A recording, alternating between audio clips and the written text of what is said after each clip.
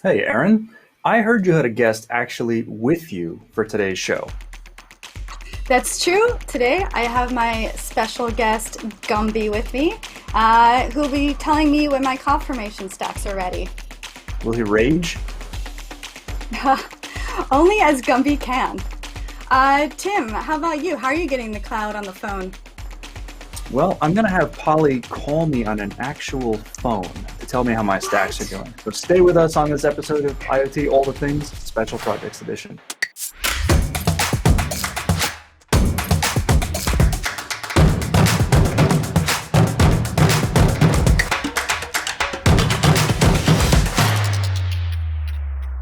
Hey from Brooklyn, everyone. All right, so my name is Erin McGill. I'm a solutions builder here at AWS. For most of my career, I've spent it on the operations side of the house.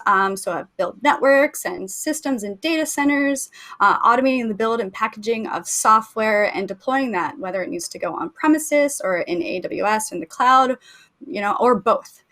And in fact, most of what I do today in my day job is a combination of IoT and infrastructure automation. So that's what brings us to be getting physical today. That's why we are wearing all of these It's a lot of work. sweat collecting gear. So since I do a lot of defining infrastructure as code and using CloudFormation, I'll be showing you how I've recruited my friend Gumby here. Uh, to let me know when my CloudFormation stacks are done. What about you, Tim? So I am Tim Madison. I'm a partner solutions architect. I work with IoT partners building stuff on AWS. I have an embedded development experience in my past as a software engineer, and I just like working on physical projects that tie into the real world. So today we are going to get physical. Yes, we are. But first, we're going to get into some topics. Tim, a few days ago, we were talking about how you have found an alternative maybe to Bash. Yeah, I mean, there's no replacement for Bash. Everybody loves it, There's but no replacement for Bash. I love it. but Um, but when you're working with Bash, the Unix philosophy Mhm. is you take one thing and you pipe it to another and pipe it to another and pipe it to another. But there's no real standard. Everything is just kind of defined however the developer defined it. And there's a lot of gotchas. Maybe there's a Unicode Mhm. character that throws off whatever you're doing. And you might use tools like sed and grep and awk or maybe Perl, but nobody uses Perl anymore. All of our Um, favorite tools. Right, right. We use a lot of them, and there's kind of no way around them for the most part. But New Shell borrows an idea that I'm not sure of this, but I believe that it's kind of Hmm. from Microsoft in PowerShell, which might be a little Oh, controversial. well, it is a little PowerShell, controversial, but I've yeah, heard good things. yeah. I mean, there's just a lot you can do in PowerShell. There's a guy that I work with who says you can do anything in one line of PowerShell, and for the most part, I think it's true. So PowerShell, instead of sending just text, it sends these objects, and you can think of them as like JSON payloads between different programs. So you can filter things out really easily. A new shell is a Windows, Linux, and Mac version of that. So they've re-implemented the standard tools to have this nice output, and you can get really slick looking like text grids to print things out. You can sort things, filter things. I think it's really handy, especially if you were doing a demo or wanted to visually like display some data to somebody. It's a lot better than trying to come up with it on your own. So new shell Cool. is something that I'm going to be trying out in the next couple of weeks. And I That's hear that cool. you have some Hmm. cool tools for embedded development that you want to talk to us about.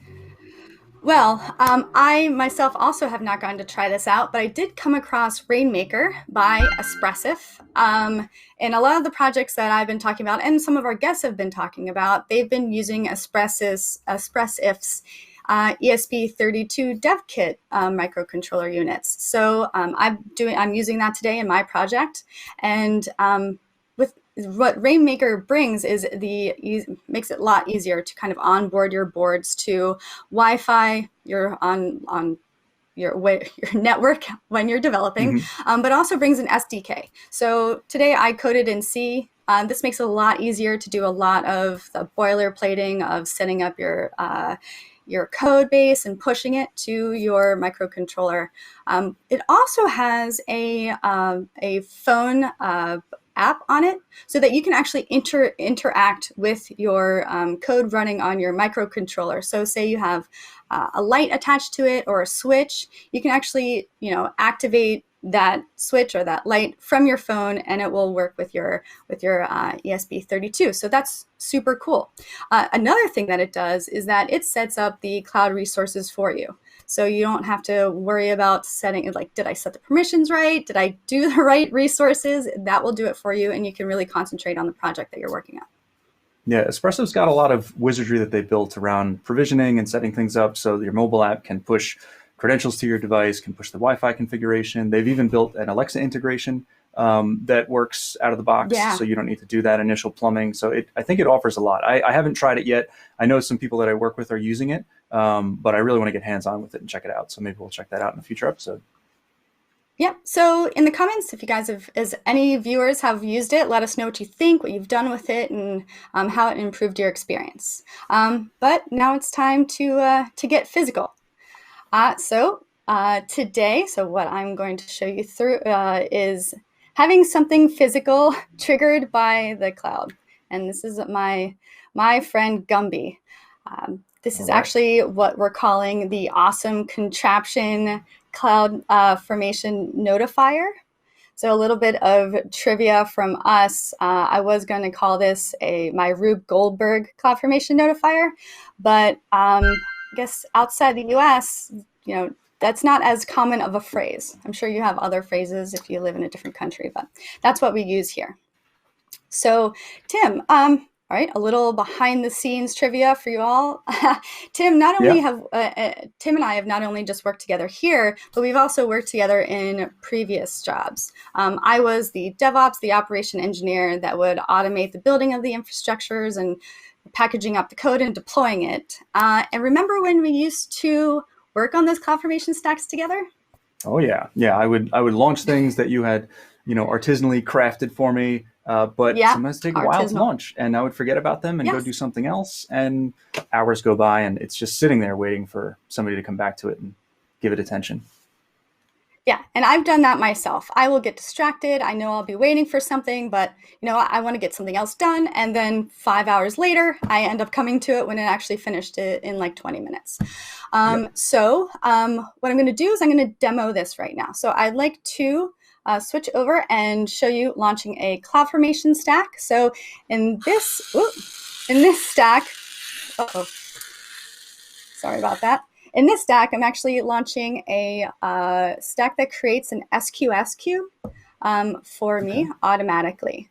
So just filling in the name, my wonderful SQS queue, and going through all of the regular steps of creating a CloudFormation template. And so this will go, so you can see that it's building. So what we're going to do is we're going to wait for that CloudFormation stack to build, and Gumby will somehow notify me that my CloudFormation stack is done. Somewhat like Lassie did in the movie.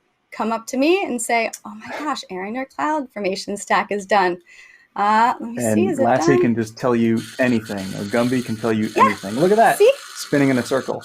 Got it. So you've showed us now what happens when everything succeeds, which always happens, as everyone's just seen.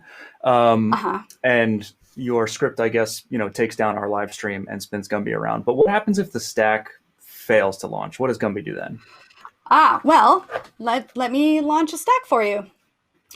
So let's see if we can switch to the screen, and I will go through launching the stack. All right, there we go.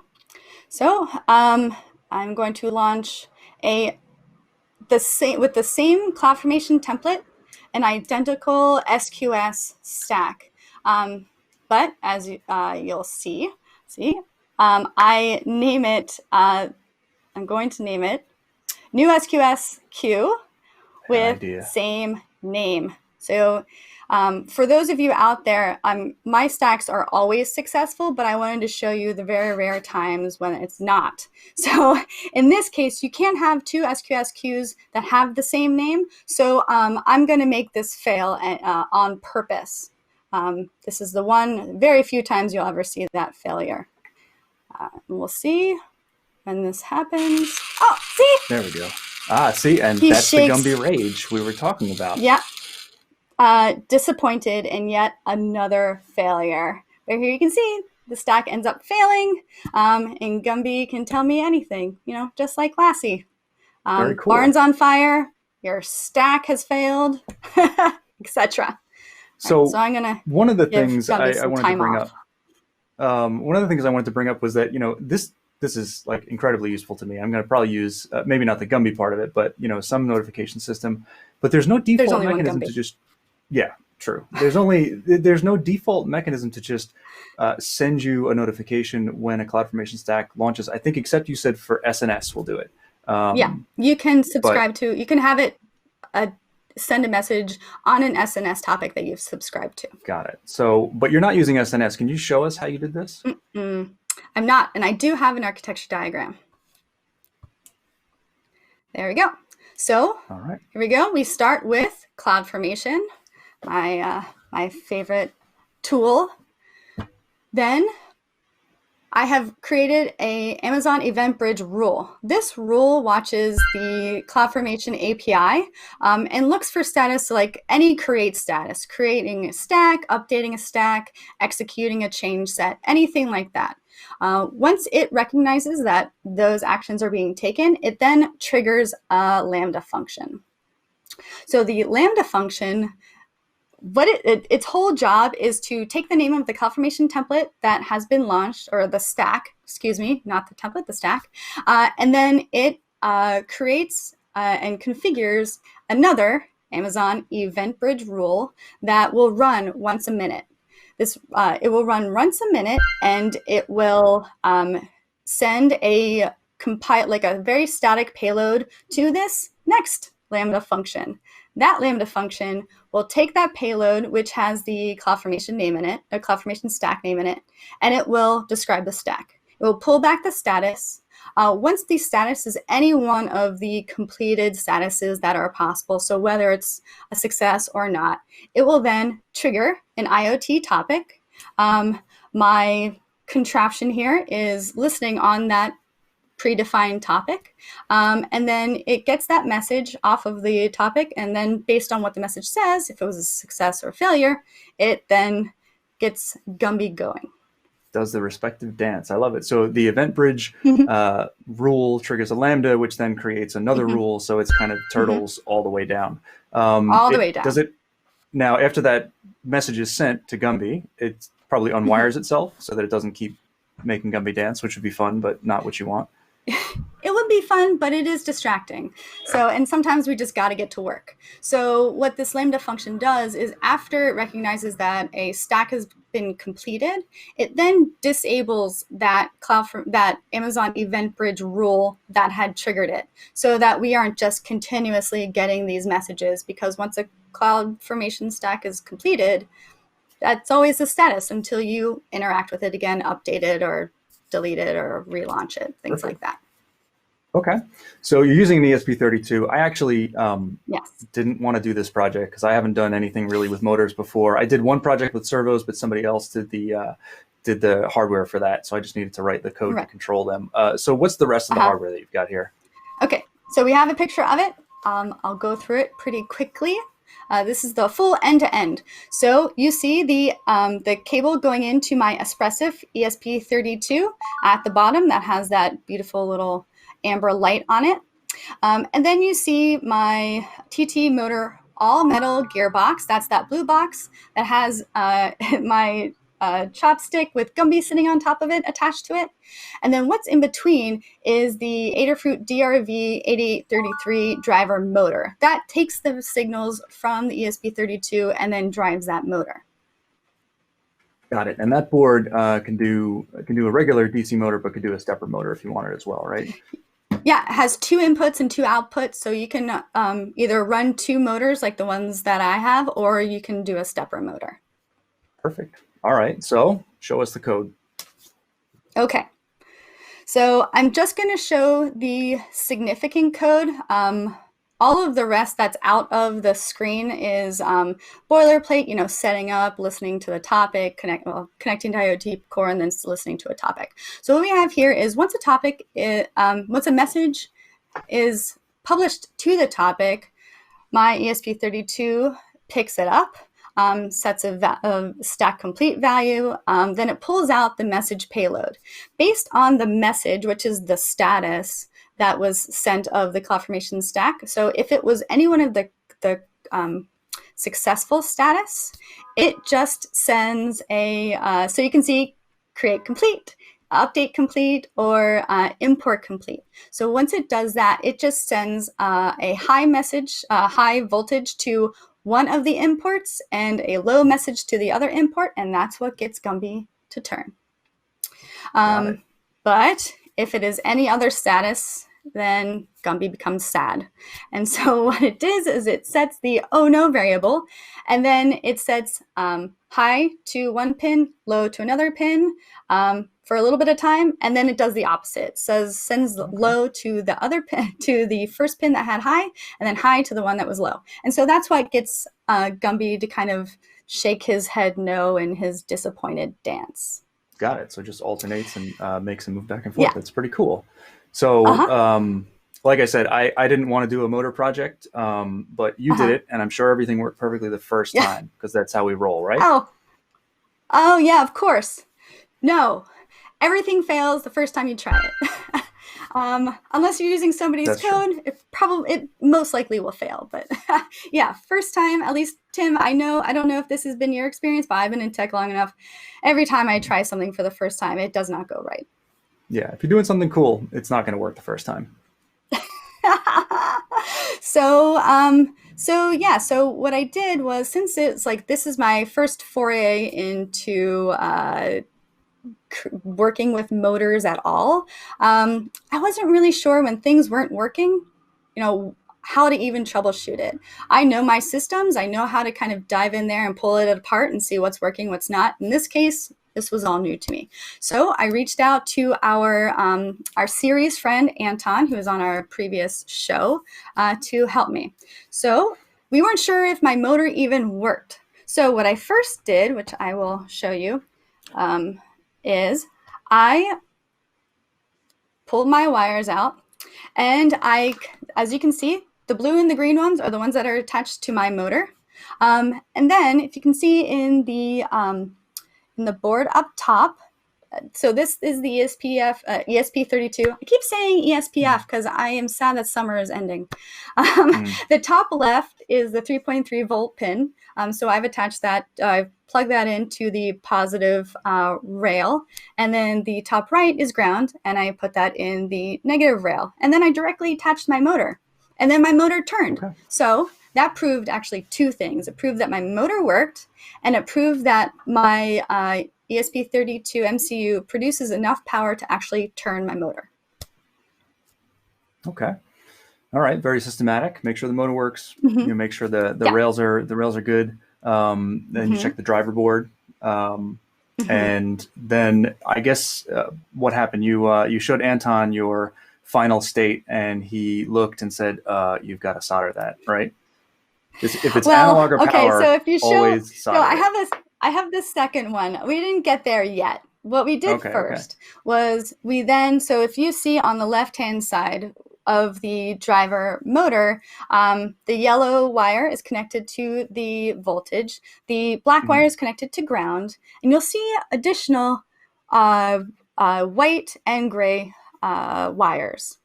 Those are connected directly to the power. So in my final architecture, they're actually connected to the ESP32. But in this case, it's just directly powering it. Yeah. And that was kind of variable. Sometimes it worked, sometimes it didn't. And then I said, Anton, I just kind of, put this on top of the pins that they sent me. And he was like incredulous. What? No. So I took that off, and I just plugged all my wires directly through the holes and put my finger in the middle, made sure that they all connected, and it worked. So the lesson here is always solder. Yeah. Always be soldering. Yep, and that's So another thing. I it's a like to do different digital stuff. projects because you can use breadboards, but the motors and analog stuff require Hmm. soldering. Okay, Yes. so why do you want a notification like this? Well, I, in my life, and I'm sure in everybody else's, we have so many messages coming at us through email, SMS, chats, and there's just a lot of noise going on. And I wanted something that was close to me that would definitely grab my attention. It really could have been anything, but just having my friendly Gumby kind of tell me, "Hey, Erin, your stack's done." It pulls me right in, and I don't have to I know what's happening. I can just shift my attention directly. Got it. Yeah. Okay. Yeah, a good excuse to experiment with motors. I think it's great. Yeah. Now I can use what you've built and then try to do some motors or some servos that I have lying around for a long time. Um, Yeah. so Now that I've learned, I've been so happy to give you some yeah, pointers. now I can use your code and it'll actually work for me then. So what's next? Well, I'm thinking, I do a lot of other, not just CloudFormation stacks, but I also do code pipeline builds or code builds. So maybe there's a Hmm. way that I can have Gumby notify me in another way in other things that are a variable amount of time. And that Okay. then I know that I need to go back to. So, maybe we'll do that next. Our So houses are now going to that be I have, circuses of random things happening. I they think at some are, point it's going to be like Pee-wee's Playhouse. It's going to be amazing. we can only hope. Yes. So I showed you how Gumby alerts me. Tim, I've heard you have been having some cloud resources reach out to you too. Yeah, I was inspired by The Office, and The Office has an episode where they talk about this social network that they built called Woof, where every time you get a Oh. message, it sends to all of these different mechanisms, and I just thought that was absurd and cool. And Hmm. I used to play around and build phone systems. I built actually a couple Huh. for like a commercial customer back in the day with Asterisk, this open source PBX. So I figured, why not try to recreate like a Woof light, essentially. So Tim, were you a phone freak? I I wouldn't say that I was. Some people might say that I was, but I hung out with a bunch of phone Hmm. freaks, and Okay. they not all of them were software people. So it was a good fit. When they needed some kind of asterisk thing, I could go build it, and they would teach me about phones. It was pretty cool. Okay. So what does your awesome contraption do? So just like Gumby, but in a different way, when a stack succeeds or fails, it notifies me in two different ways. So let's check out the video of the Ooh. first mechanism I use for Okay. notifying. So this is that phone that I held up before, and you can see it's ringing here. So I've in this been case, a escorted back. CloudFormation stack failed, and it's Hmm. calling this phone, and it's setting the caller ID as CFN fail. So I can just pick up I can see the phone and say, okay, my stack failed. Fine. Amazing. If yeah, if it succeeds, similar thing, the phone will ring, and then it'll set the caller ID to CFN pass, and then I'll know that the CloudFormation stack passed, and everything's great. If I answer the phone, it actually Hmm. will. Let's see if I can do this here. It will play me a quick message and Hmm. tell me a little bit about what happened. So let's see if this works live. We never know. Well, while Oh, you're doing that, speaking of caller ID, it's super classy. oh yes, yeah, that's a cool thing to do. Here we go. We are sorry, the CloudFormation stack you attempted to launch, stack ABCD 1234, failed to launch. Please check the logs, fix your errors, and try again. We are sure it is just that simple. It is going to be okay. Do not cry. Do not fret. We will get through this together. So she'll That's read that off to me amazing. twice, make me feel better about my CloudFormation stack fails. If it's successful, the message is a little bit shorter. But yeah, caller ID spoofing, I'm not exactly a fan of that for spammy purposes. But in this case, hopefully the Yeah. FCC won't come after me again because it's just on my private phone system here. In a future show, we may have to dive into that comment. But yeah, no, Mm, it sounds like it's a very noble cause and it's just internal. So I think that's okay. So, what's your second mechanism okay. you've teased us with? This second mechanism, we have another video of this. So if you look here, that thing that some viewers might think is a boat anchor is actually a fax Yeah. machine. Some may recognize it.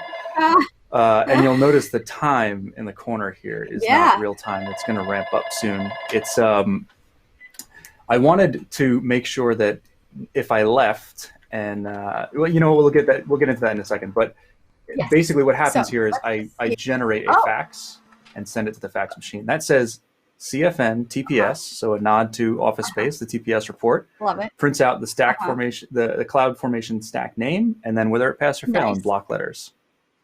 That is incredibly useful and very practical. Yes. But why did you want to do both? Why? Please tell me there's a good reason for this. There is Especially a reason, the fax but part. yeah, saying that it's good or not is definitely subjective. So the reason was just I thought if I left the office and missed the phone call, then I would have no idea what happened. But if I came back and there was a piece of paper in giant block letters that said, pass or fail, that I would then say, oh, okay, now I can go and look. So I would hopefully not miss the notification. Okay. So how does this whole awesome contraption interacting with 90s technology work? Oh, What's going on? It was so much work. That's why we had these this? sweatbands. It took a lot. So at a high level, on the voice side, I used Poly to generate the voice messages. Which is really cool. That is very cool. Yeah, it's a great service. I just got to play around with it for the first time, like programmatically. It's really fun to use. So I then had an old phone lying around that came with the house. The previous owner just left it here. Convenient. And then I bought some hardware. I bought this thing called the Grandstream HT812 ATA, which is a nice, concise name. That rolled right off the tongue. Oh, yeah, definitely. We'll get more into that later about the great design of these things. And a Raspberry Pi. So the Grandstream and the Raspberry Pi and the old phone together was all the hardware that I needed to get this working. And then it basically uses Asterisk, this open source PBX, and does some voice over IP magic to place calls and send faxes. Wow. I mean, super easy. Or diagrams, or it didn't happen. Well, okay. So I have some diagrams. I have 3 quick slides here that I can walk through. And the first slide is just an overview slide that shows like all of the architecture. And then we'll go down and break down into the. This is actually the 3rd slide. I need to go to the 1st slide.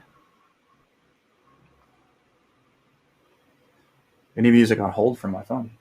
There we go. Okay, so this is the high-level view. Perfect.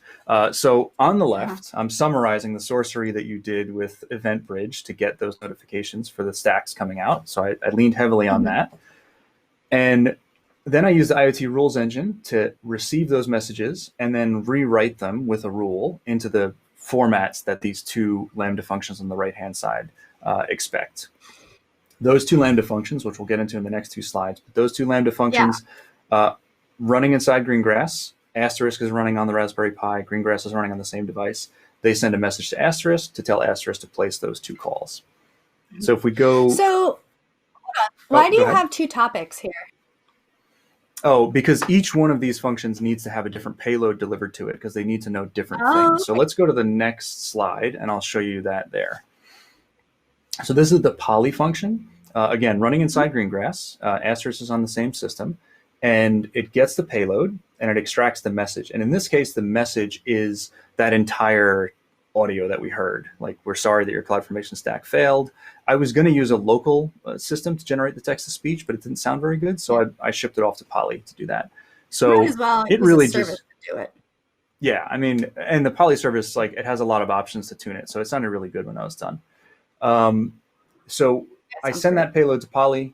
Poly returns an audio file in Ogg-Vorbis format, and I use a program called SOX to convert it. Now, fun fact, SOX is a Swiss Army knife for audio. It can do almost anything, except it doesn't support MP3 anymore. So luckily, the Poly service supports Ogg-Vorbis. Which I've never heard of before, but is it common in this whole... It's voice. When MP3 was experiencing the patent issues back in the day, Ogg-Vorbis was a competing open source patent-free format. So so that's why they use it. I guess they just removed support for it. So it converts the audio into a ULAW file, which is something that's phone system friendly, and generates something called a call file, and then takes both of those and then writes them to the host via Greengrass's local resource access. Asterisk sees the call file and then calls my phone and plays back the audio. So that's the voice part. And so what's the fax thing? So let's go to the next slide there. Yeah. The fax thing is very similar. It's going to receive that inbound payload, but in this case, the payload has different fields. It has the stack name and just whether it passed or failed, because it doesn't need to print that whole thing that Polly says. Then I use a library called PDF Box, which I just used for the first time, to create a PDF document. And then I need to convert that PDF document into fax format with ImageMagick, because there's a very specific format that was very difficult to figure out. And then I create that fax file, create another call file, drop it off on the host, and then the system places a call, calls the fax machine, and sends it, basically converts the fax image into audio that the fax machine understands and prints it out. And it takes a long time. Wow. That is fantastic. It was a lot of work. So the phones, yeah. I'm not surprised. Better you than me, and much rather deal with my motors here. But the phone system that you mentioned, open source called Asterisk, but you also mentioned VoIP, but that's not a protocol. So what protocol did you use?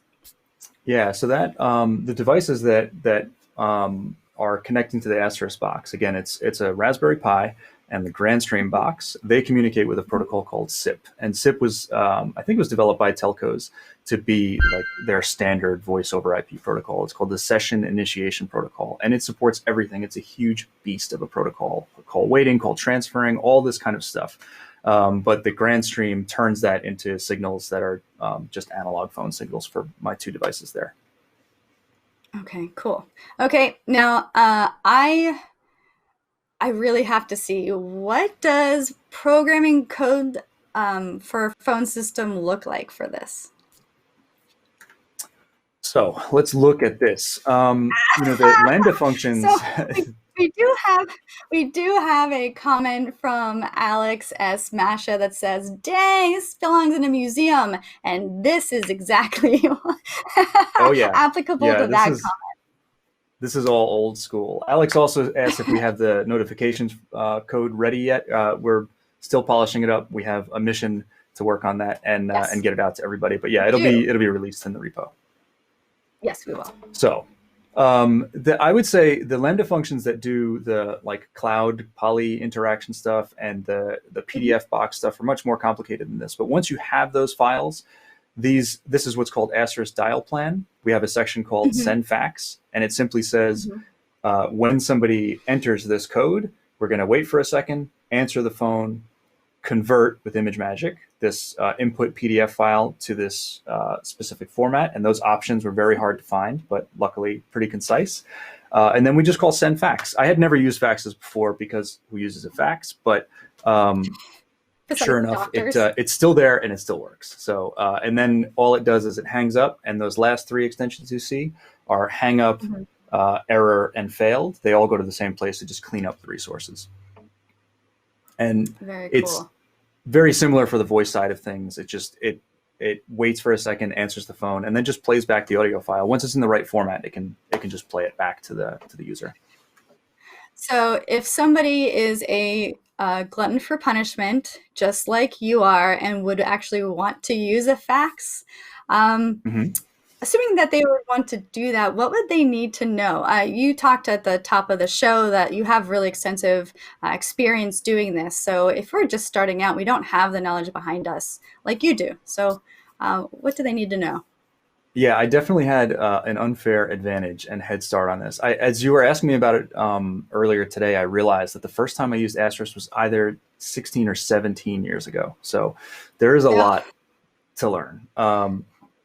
So what I'd say, though, is there are two ways to do this. If you want to do this with just voice over IP, you don't want to buy any hardware, and you have a Raspberry Pi, you can download Asterisk. You can download what's called a soft phone, and you can just hook that up and kind of call through your laptop or call through your mobile phone. But if you want to go the route of using analog phones, and you might want to do that because you have old wiring in your house and you might want to repurpose that for building an intercom or your own phone system, then you're going to need to get this ATA, the analog telephone adapter. And so I could just pick one up and just start using it off the bat. Well, no challenges or problems. so that's another thing.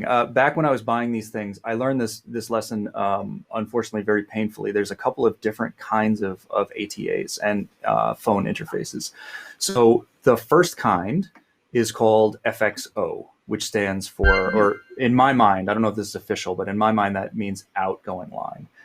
If you have an ATA that is FXO, when it picks up the line, it expects to get a dial tone. So this is the kind of thing that you would plug into a phone line that you get from the phone company, and you could then have your asterisk box actually place a real outgoing phone call. That is normally what people don't want, and I bought one of those, and it didn't work at all many, many years ago when I first got started. So what you really want is you want something called FXS, which in my mind stands for extension, which you'll probably tell me doesn't stand for extension. Yeah.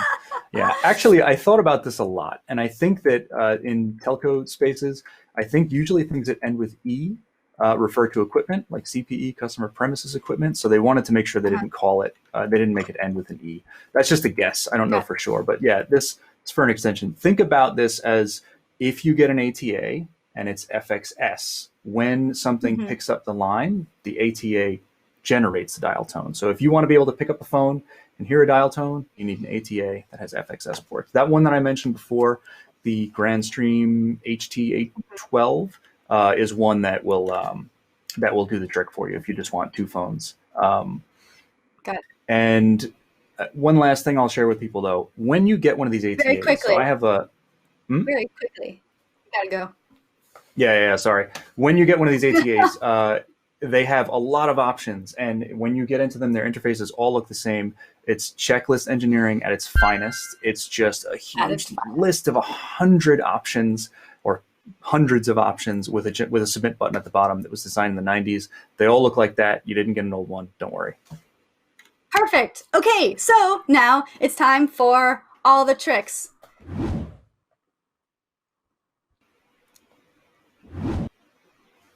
So Tim, again, we were talking through this show, and you brought up some really cool tool that you have been working with or that you found for serial communication.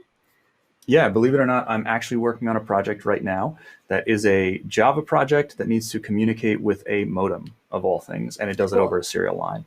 I've done this in the past with a library called RxTX, but I just found JSerialCom, and it's very, very similar, but it has a little bit of extra polish that make things significantly easier to work with. So if anybody is looking for, it doesn't need to be a modem, but to work with a serial port in Java, I would highly recommend JSerialCom. It is a pretty slick library. Very cool. All right, so let's quickly go to the challenge of the things. Woo! All right, so all of you out there have seen our cool, awesome contraptions of getting our attention from CloudFormation. What would you want to alert on from your AWS account, and how would you do it? Yeah, I have one thing that I really want to do that I didn't get a chance to do. Maybe I will in a future episode, or maybe somebody else will do it and surprise us, but a boxing glove, one of those like cartoon style, there you go, extending boxing gloves that when my code doesn't work, it's sitting on my desk and it just punches me right in the face. Oh, and you know what would be amazing is that if it was successful, you could have maybe shower confetti or just have a glitter bomb. Yes, like that. Yes, yes. Do that either when you finally go back to the office or in somebody else's house, so you don't have to clean it up. Exactly. Anyway. So yeah, let us know. Let us know what you would do and how you would do it. So check the chat stream for resources we talked about during this episode. People have asked about code. We're still working on releasing it, but it's we're going to be working very hard on that soon. We will be releasing it, but it's not available just yet. So be sure to tune in to our next episode in 2 weeks, Thursday, October 1st. Watch for announcements. We're going to be working on experimental projects from the edge to the cloud. So let us know all your cool ideas. We just can't wait to hear from you. Yeah, let us know what you thought of the show. Hashtag all the experiments. And again, Tim Madison. Erin McGill. Thanks again, and we'll see you next time on IoT All the Things. Special Projects Edition.